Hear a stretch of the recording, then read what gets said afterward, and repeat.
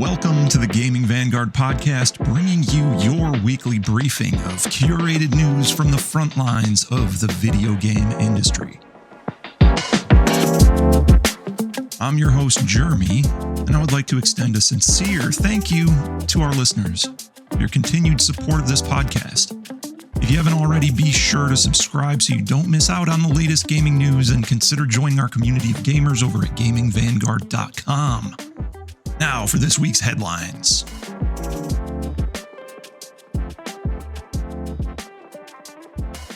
Here's a big update for the gaming world, especially for anyone following Nintendo's ongoing war on piracy. The FBI has just taken down one of the internet's largest Nintendo Switch piracy websites, nsw2u.com.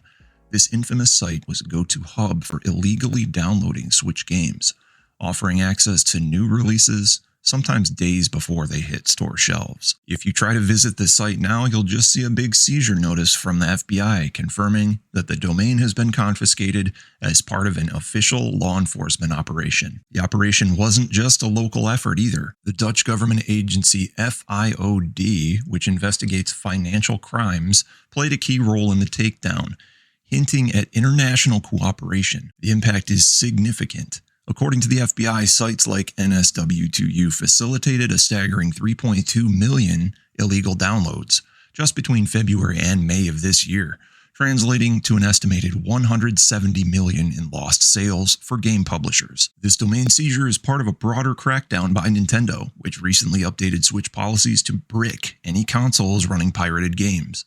An aggressive move that's raised eyebrows and even sparked legal scrutiny in some countries. European countries were already blocking access to NSW2U after it ended up on the EU's blacklist a couple months back. Now, with the main site permanently offline, this marks a major victory for anti-piracy efforts. But it's also a reminder that the battle over digital rights in gaming is far from over. If you're following the legality of emulation, Nintendo's game preservation efforts, or the ethics of ROM downloads, this story is worth keeping an eye on. We'll keep you updated as more details emerge on potential legal action against those running the site and what this means for the future of game ownership in the digital era. Square Enix is facing backlash from fans over its upgrade policy for the upcoming Dragon Quest I and II HD 2D remake, launching October 30th on both the Switch and the new Switch 2. Here's the deal. If you buy the game for the original Switch and later upgrade to a Switch 2, you'll need to repurchase the game in full if you want the full version with enhanced graphics and features tailored for the new hardware. There's no upgrade path, and save files also won't transfer between versions. While the Switch 1 version is playable on Switch 2 thanks to backwards compatibility, it won't access any of the graphical improvements from the Switch 2 release. Square Enix's official stance is blunt. Buy your copy for whichever system you would like to play it on. With no discounts or cross-buy support planned, this approach stands out compared to other publishers that sometimes offer free or paid upgrades during hardware transitions, leaving many fans frustrated and feeling left behind if they purchase the game before upgrading their console. For those planning to pick up Dragon Quest I and II HD 2D Remake, think carefully about which console you'll be playing on, or be prepared to pay again if you want the best version on Nintendo's next system.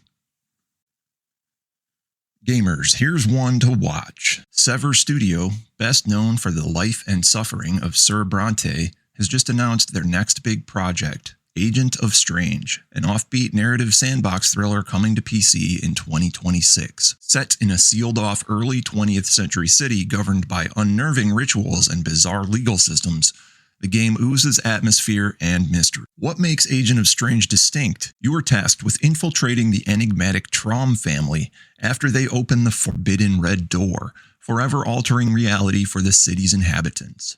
Choices are vast and layered. Play as a spy, saboteur, revolutionary, or even something far darker. The game promises that no playthrough will ever be the same. Sever Studio is aiming for deep player agency in a sandbox where your alliances, words, and actions have real and unpredictable consequences. Every character in the city acts on their own agendas, so the world feels truly alive. Mix in systemic storytelling and some dark, surreal world building, and you'll get a story-rich experience that's both bizarre and immersive. Agent of Strange is set for a PC release in 2026 and is already generating buzz for its unique approach to narrative and player choice. So wishlist it now if you're looking for something refreshingly weird on the horizon. The fallout from Microsoft's latest round of layoffs has hit ZeniMax Online Studios hard, with the company canceling an unannounced MMORPG codenamed Blackbird.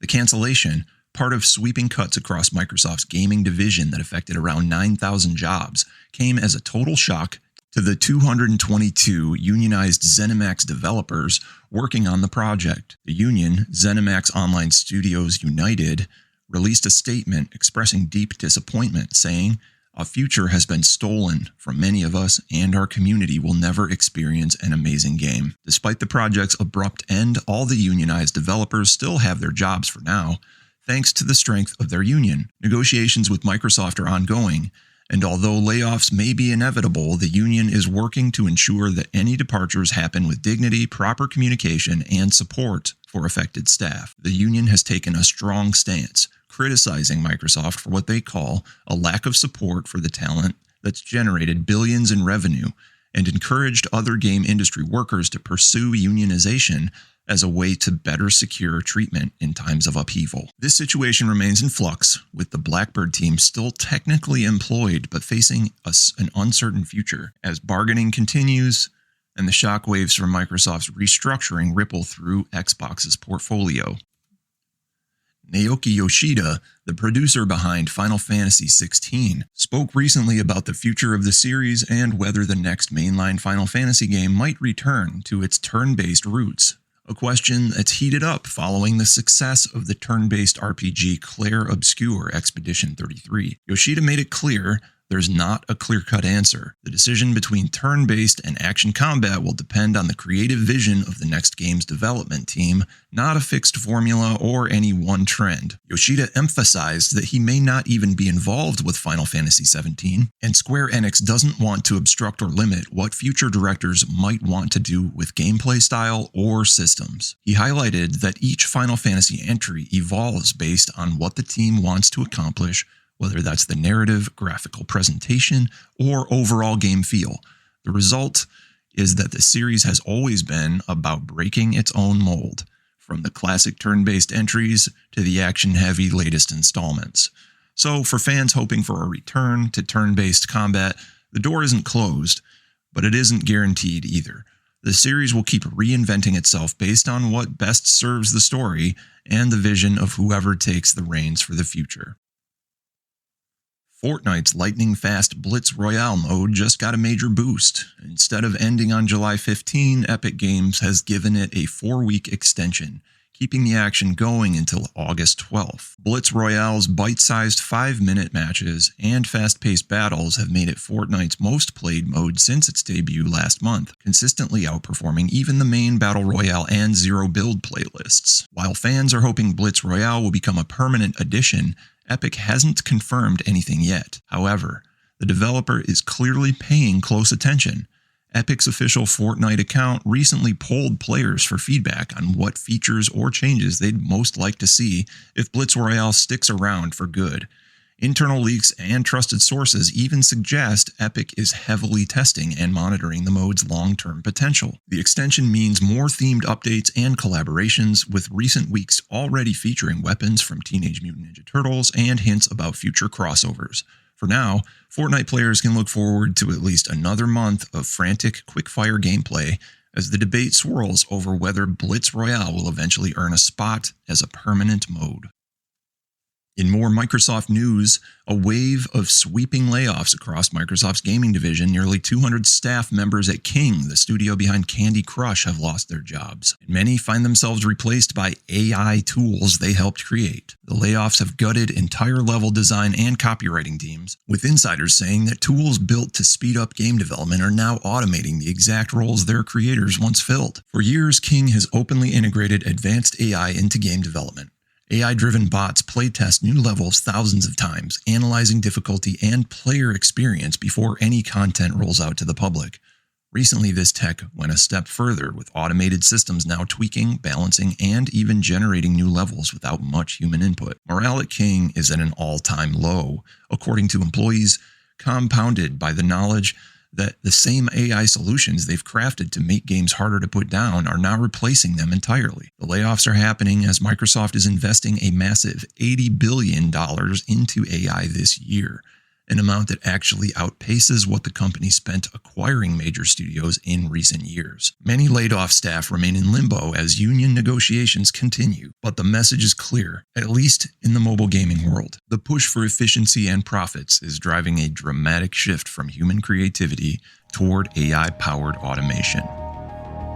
That is your shot of weekly gaming news for the third week of July 2025. Thanks for listening to the Gaming Vanguard podcast. We'll catch you again next time.